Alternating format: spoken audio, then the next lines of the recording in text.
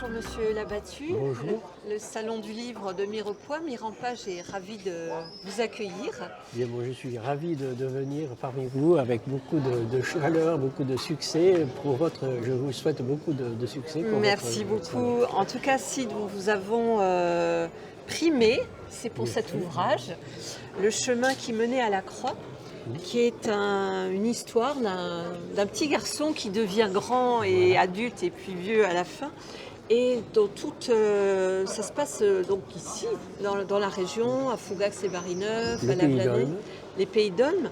Alors, vous êtes originaire de cette région? Alors, moi, je suis originaire de Fougax et Barineuf, donc c'est le roman débute à Fougax et Barineuf.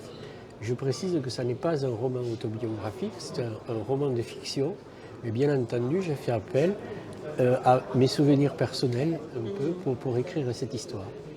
Oui, alors justement, c'est truffé de petits détails, petites anecdotes. Enfin, c'est très vivant.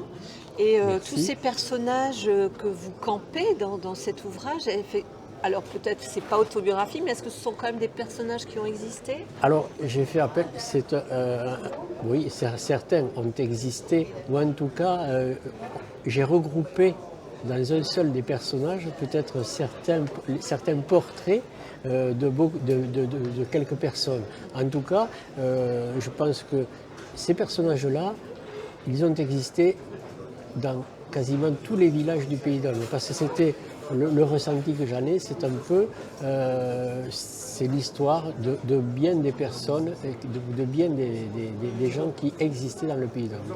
Alors, moi, j'ai eu même l'impression, parce que je ne suis pas originaire des Pays d'Olme, même si je vis maintenant dans la région, que ça peut parler aussi même dans plein d'autres régions, parce que c'est pas juste les Pays d'Olme, c'est aussi la vie de ces villages dans les années 50, dans les années 60. On voit aussi, c'est la petite histoire au sein de la grande histoire également. Je me suis attaché en fait à montrer que ça n'est pas la grande histoire comme vous le dites, c'est l'histoire du Pays d'Olme. C'est-à-dire, mais cette histoire-là, elle a été vécue un peu partout en France. Je crois que toutes les régions ont connu ce que je décris, l'ont connu de manière peut-être un peu différente, mais enfin les choses étaient quasiment identiques dans le Pays d'Olme qu'elles ne l'étaient dans d'autres régions, parce que il y a eu la guerre d'Algérie, il y avait des gens qui étaient profondément attachés à leur terre et qui ont dû partir parce qu'ils connaissaient